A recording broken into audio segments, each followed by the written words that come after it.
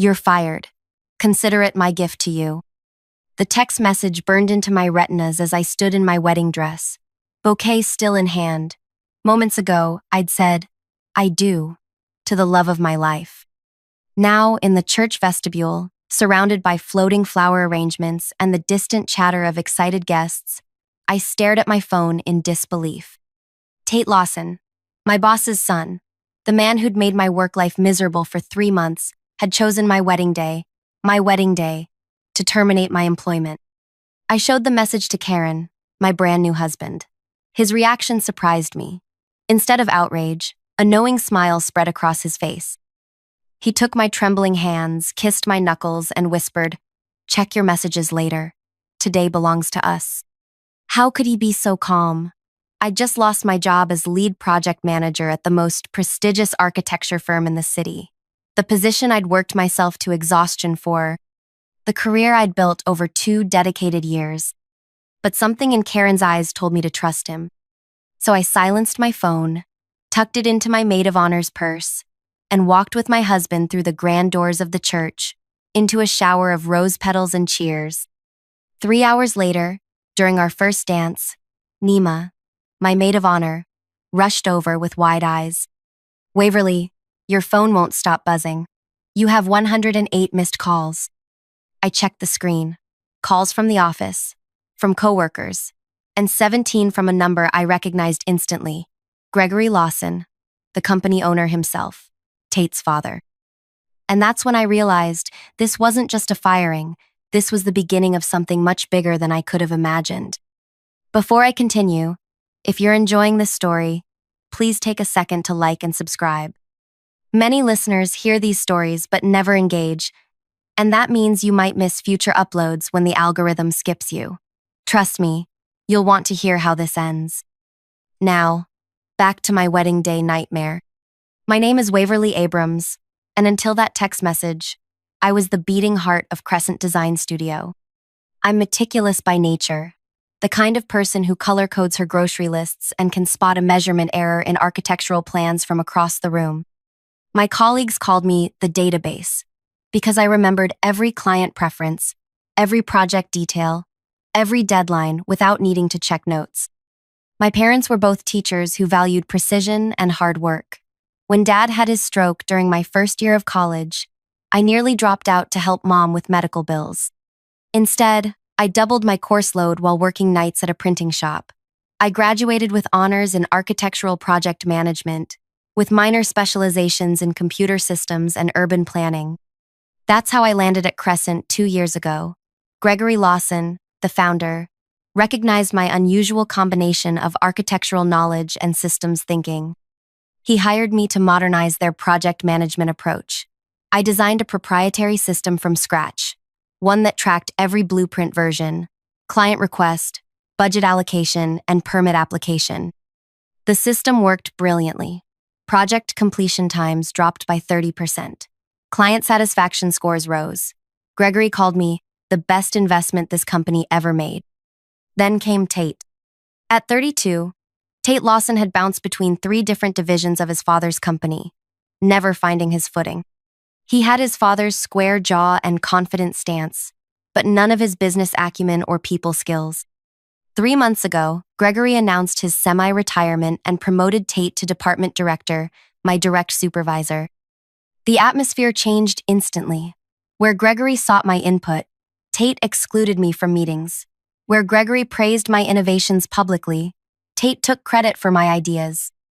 When I scheduled training sessions to document my system for others, Tate canceled them as unnecessary expenses. I met Karen during this time, when I was submitting plans for Crescent's biggest project ever, a downtown revitalization worth millions. He worked at the city's permit office, the calm, thoughtful man behind the counter who actually took time to review submissions thoroughly instead of just rubber stamping them. We connected over blueprint discussions, then coffee breaks, then dinner dates. Karen became my sanctuary from the increasingly hostile work environment. What I didn't know then was that he was noticing concerning patterns in the submissions from Crescent, specifically the ones Tate had handled personally. 2 months into our relationship, Karen proposed. We planned a small wedding on short notice, partly because we were both practical people who didn't need extravagance, and partly because I sensed my position at Crescent was becoming precarious. Tate had been making comments about restructuring and streamlining. I never imagined he'd actually fire me on my wedding day. As the reception continued around me, I excused myself to the bridal suite and listened to Gregory's voicemail. "Waverly, this is Gregory. Call me immediately. Tate had no authority to terminate you. There's been a terrible mistake. We need you. The downtown project submission deadline is Monday, and no one can access your system." 6 more messages followed, each more desperate than the last. In the final one, Gregory's voice had lost its usual confidence. "Waverly, please. The Westside development team is threatening to walk. No one can find the updated renderings. The password Tate thought would work doesn't. We're at a standstill." I sat on the edge of a velvet settee, my wedding dress pooling around me, and felt something unexpected. Power. For 2 years, I'd built a system so intuitive for me that I navigated it without thought, but so complex that no one else could use it without proper training that Tate had repeatedly prevented. I was the only person alive who fully understood every function, every shortcut, every failsafe I'd built in. And now, on what should have been the worst professional day of my life, I held every card. Karen found me there, staring at my phone. He sat beside me, careful not to wrinkle my dress. "I should tell you something," he said quietly. "The plans Tate has been submitting to my department, he's been altering them after the engineering team signs off, removing safety features, substituting cheaper materials, things that would never pass proper inspection." My blood ran cold. "That's not just unethical, it's dangerous." Karen nodded. "I've been documenting everything. I was going to report it next week, but now." I understood then why he'd smiled at the firing text. This wasn't a setback. It was an opportunity, one that removed me from legal liability while simultaneously leaving the company helpless without me. "What should we do?" I asked. Karen smiled. "Nothing. Not today. Today, we dance. Tomorrow, we fly to Belize for our honeymoon. And when we return," he kissed my forehead, "we'll reshape the entire landscape." We returned to the reception, and I danced like a woman without a care in the world. By midnight, I had 212 missed calls. Throughout our honeymoon week, the calls continued. I sent them all to voicemail. Gregory's messages evolved from urgent to desperate to practically begging. On our 3rd day in Belize, while Karen and I were sipping fresh coconut water on the beach, Gregory offered to triple my salary if I'd come back. I deleted the message without responding. 2 days later, he offered partial ownership in the firm. Again, I didn't respond. Karen watched me decline these incredible offers without comment. He understood something fundamental about me. This had never been about money. It was about respect. "You know," he said as we watched the sunset on our final evening in Belize, "there's a vacancy in the consulting team for the city planning department. They need someone who understands architectural submissions from both sides, someone who could create guidelines for proper protocols." I turned to him, intrigued. "Are you suggesting what I think you're suggesting?" "I'm suggesting you start your own consulting firm, with the city as your first client. They'd pay for your expertise in creating systems that catch exactly the kind of corner-cutting Tate was doing." The idea took root instantly.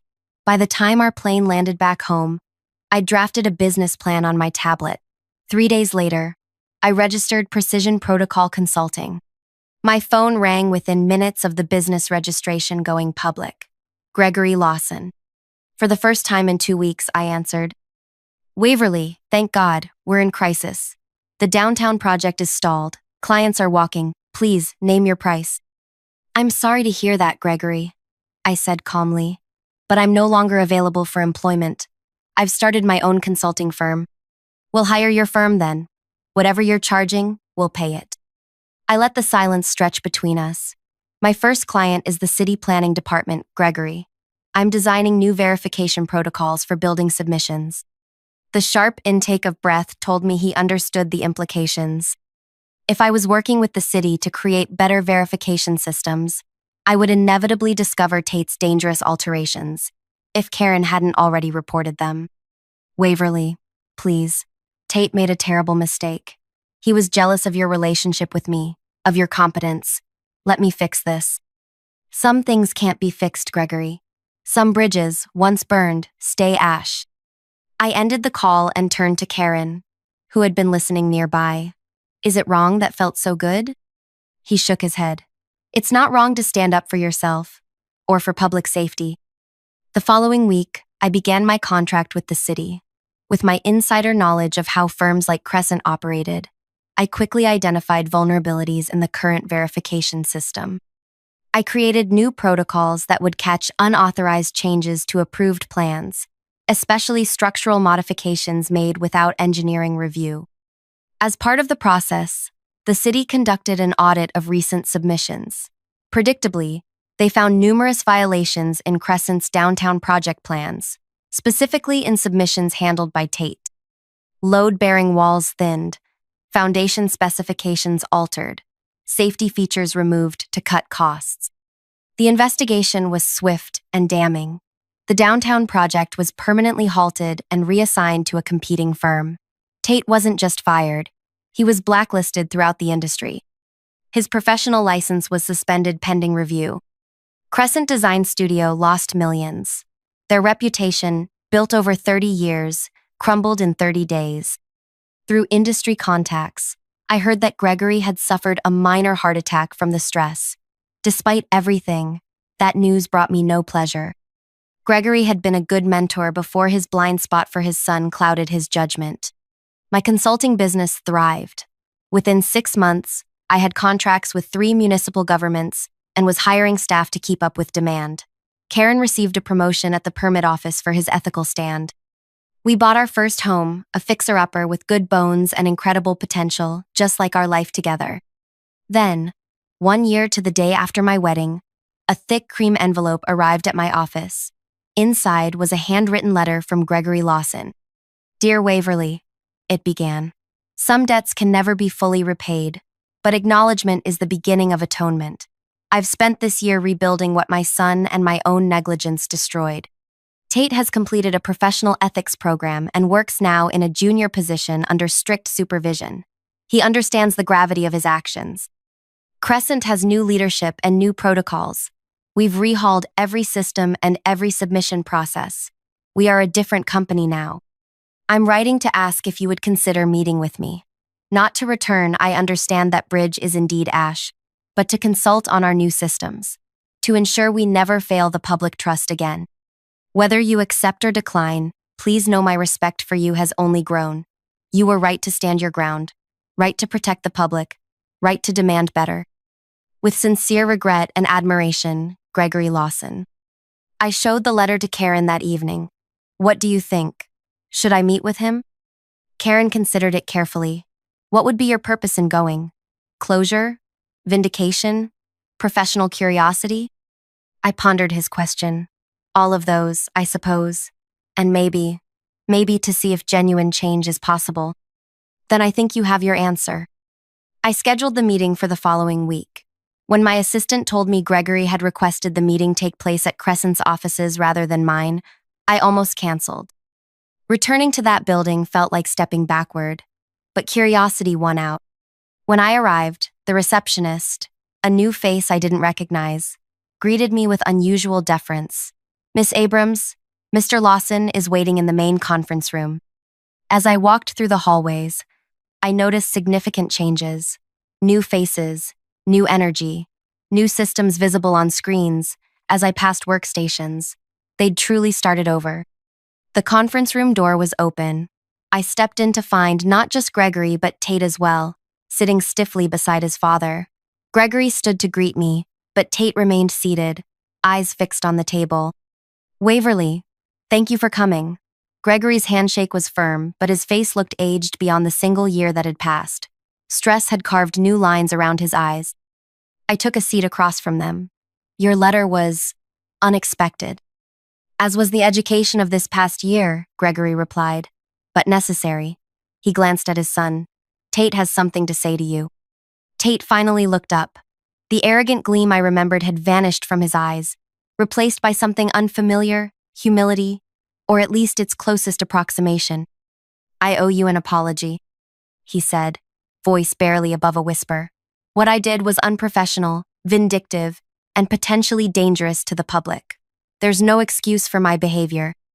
His words sounded rehearsed, but the shame coloring his face appeared genuine. Still, an apology couldn't erase the past. Apology noted, I replied, neither accepting nor rejecting it outright. Gregory cleared his throat. There's more. He slid a folder across the table. This company has been rebuilt from its foundation. New safety protocols, new review processes, new leadership structure. Tate is no longer in management. He's relearning the business properly this time, from the ground up. I opened the folder.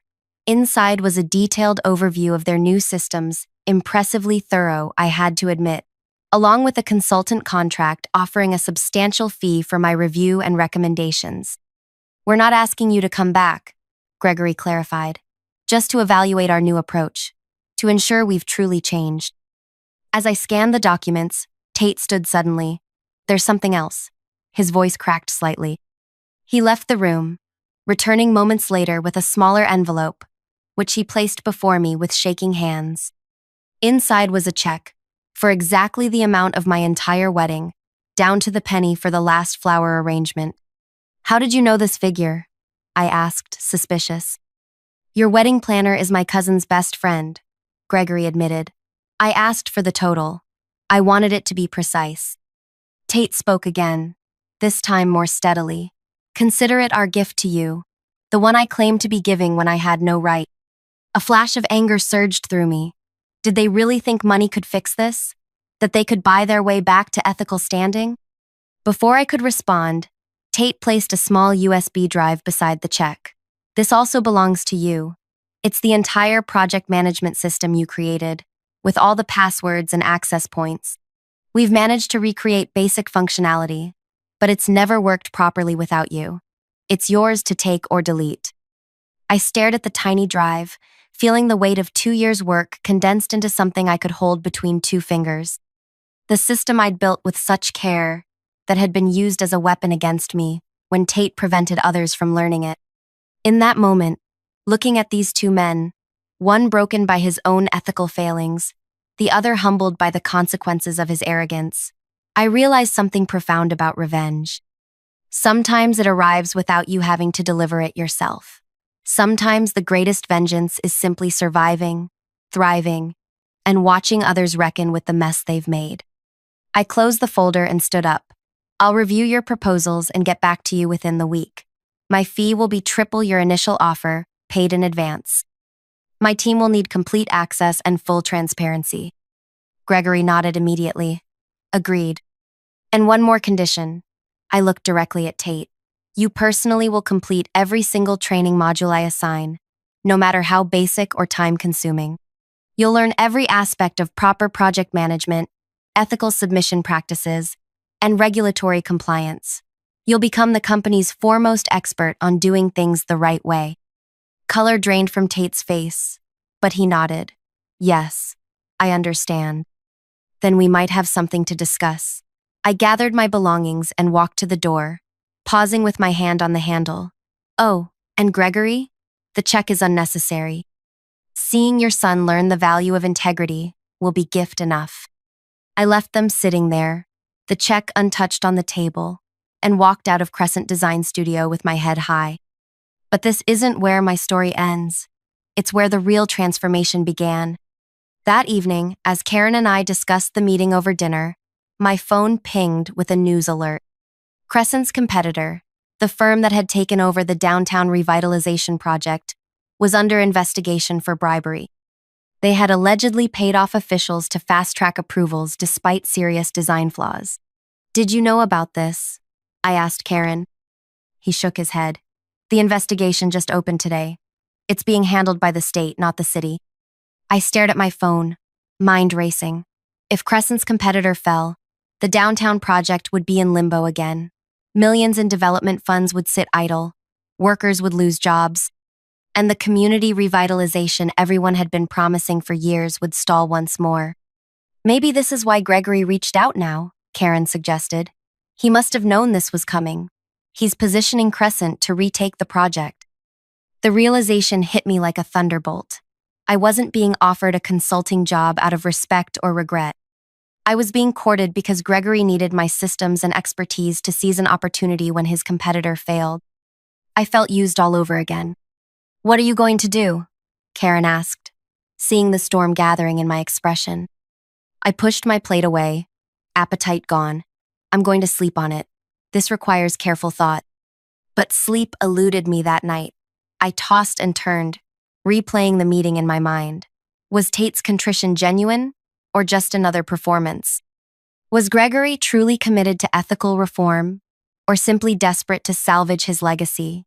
And most importantly, what did I want my role to be in whatever happened next?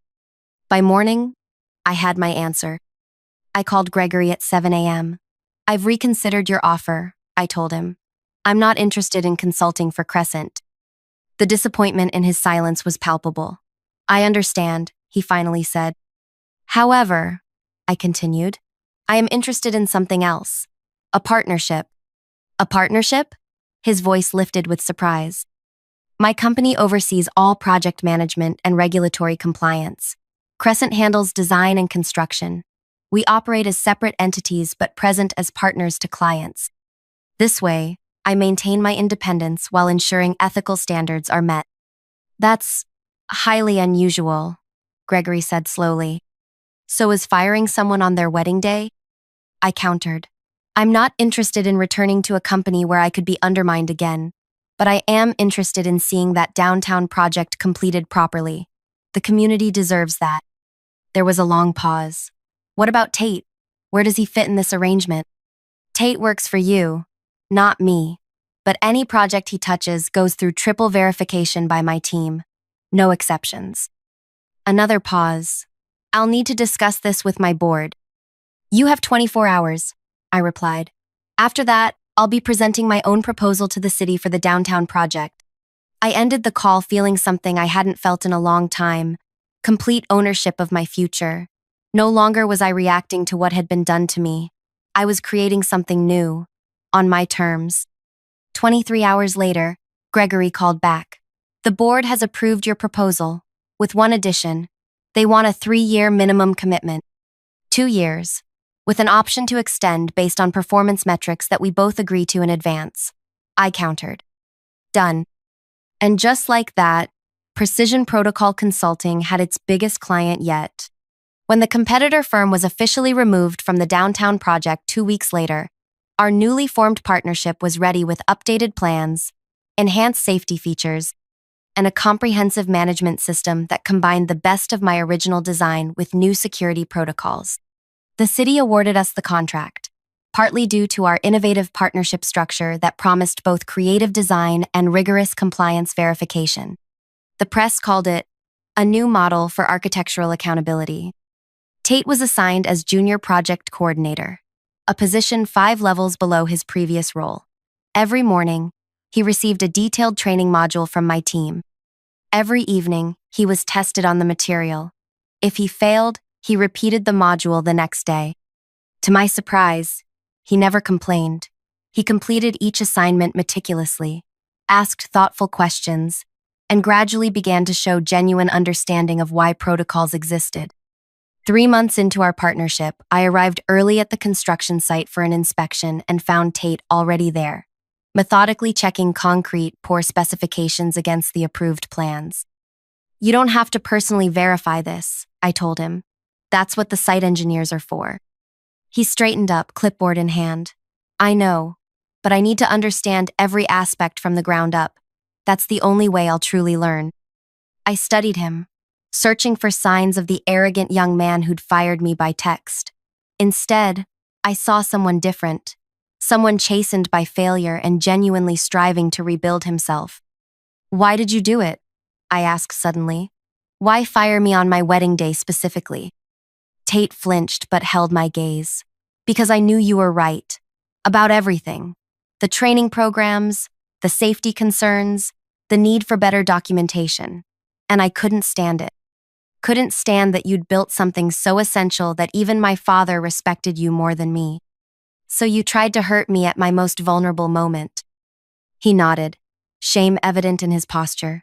I thought I'd feel powerful. Instead, I watched everything collapse. The system nobody could navigate. The projects nobody could track. My father's face when he realized what I'd done. He swallowed hard. I destroyed in one moment what might have been the best mentorship I could have had. His words hung in the morning air between us, unexpectedly genuine. You can't undo the past, I said finally. But you're right about one thing. I would have been a good mentor. I still could be, if you earn it. Hope flickered across his face. How? By becoming the kind of professional who puts safety and integrity above ego. By learning every aspect of this business properly. By admitting when you don't know something instead of hiding it. I can do that, he said with quiet determination. I will do that. I nodded. Then let's start with these poor specifications. Show me what you've found. For the next hour, I walked him through proper verification procedures, explaining rationales rather than just rules. He absorbed everything with genuine interest, asking intelligent questions that revealed a mind capable of much more than I'd given him credit for. As we finished and others began arriving for the day's work, Tate hesitated, then asked, "Do you think you'll ever truly forgive me?" I considered the question carefully. Forgiveness isn't something you're owed. It's something that might develop over time, through consistent actions rather than apologies. Show me who you're becoming, not who you regret being. He nodded, accepting the challenge without protest. Over the following months, the downtown project progressed ahead of schedule. Our partnership model received national attention, with other municipalities expressing interest in similar arrangements. My consulting firm expanded to 15 employees, while Crescent gradually rebuilt its reputation under the new structure. Gregory, true to his word, kept Tate on a strict learning path. The young man who had once sabotaged training sessions now organized them himself, ensuring every team member understood both the how and why of proper procedures. 6 months into the project, I received an unexpected visit at my office from Raina, my former assistant at Crescent. She'd stayed when I left, and now worked directly with Gregory. He wants to promote Tate, she told me without preamble, to assistant project manager. I raised an eyebrow. And he sent you to test my reaction? She smiled. He sent me to get your honest assessment. Tate has completed all the training modules with perfect scores. His site reports are exemplary. The team actually respects him now. And what do you think? I asked. Raina had always been perceptive about people. I think he's genuinely changed. And I think having responsibility might solidify that change. I leaned back in my chair, considering. Tell Gregory I'll support the promotion with one condition. Tate needs to handle the upcoming community presentation. Alone. Let's see how he does when representing the project to the people it actually affects. The community presentation was scheduled for the following week, a critical milestone where we would update neighborhood residents on construction progress, timeline, and how their input had shaped design modifications. It was a high-pressure situation, with potentially hostile questions from residents who'd seen previous promises broken. I attended incognito, sitting in the back row of the community center. Tate arrived early, setting up displays and greeting people personally as they entered. When he stepped to the podium, I noticed something surprising. He was nervous. The old Tate would have covered insecurity with arrogance. This version acknowledged it directly. Good evening, everyone. I'm Tate Lawson, Assistant Project Coordinator. Some of you may remember when this project stalled last year. That failure was partly due to my mistakes. Shortcuts. I tried to take that compromised safety and violated your trust. A murmur ran through the crowd. This level of candor was unexpected. I'm here today not just to update you on our progress, but to assure you that every aspect of this project now undergoes triple verification. Our partnership with Precision Protocol Consulting means nothing reaches construction without rigorous safety and compliance review. He proceeded to walk through the updated plans, highlighting areas where community feedback had directly influenced design changes. When tough questions came, he answered honestly, including several times when he said, "I don't know, but I'll find out and get back to you personally." By the end, the initial skepticism had transformed into cautious optimism. Residents approached him afterward with follow-up questions, which he addressed with patience and transparency. I slipped out before he could spot me, but I'd seen enough. The next day, I called Gregory. "I heard Tate did well yesterday," he said immediately. "He did, I was there." "And your verdict?" I paused, knowing my next words would significantly impact Tate's future. "I support the promotion. He's earned it." Gregory's relief was audible. "Thank you, Waverly. Your endorsement means everything. Just remember, trust is rebuilt in small moments of integrity, repeated consistently over time. One good presentation doesn't erase the past." "I understand. We all do." After hanging up, I stood at my office window, looking out at the downtown skyline where our project was gradually taking shape. Cranes swung against the blue sky, workers moved purposefully across the site, and the community had begun to believe again in the promise of revitalization. This wasn't the revenge I'd initially imagined when I returned from my honeymoon to 212 missed calls. It was something more complex, more nuanced, a reconstruction rather than a destruction.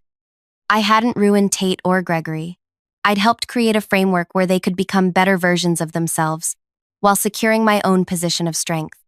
And in doing so, I'd built something far more valuable than a system only I could understand. I'd built a model of accountability that might actually last beyond any single project or person. That evening, as Karen and I walked past the construction site on our way to dinner, we paused to watch the sunset glint off the partially completed structures. "Are you happy with how things turned out?" he asked, squeezing my hand. I considered the question carefully. "I'm satisfied, not because they suffered, but because actual change happened.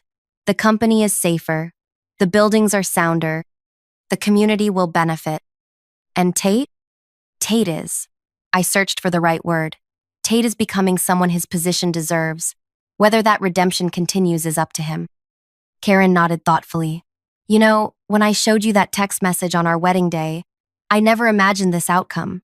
I thought you'd want scorched earth." "Maybe I would have, if you hadn't shown me another way." I leaned against his shoulder. "You taught me that sometimes the best revenge isn't about destruction.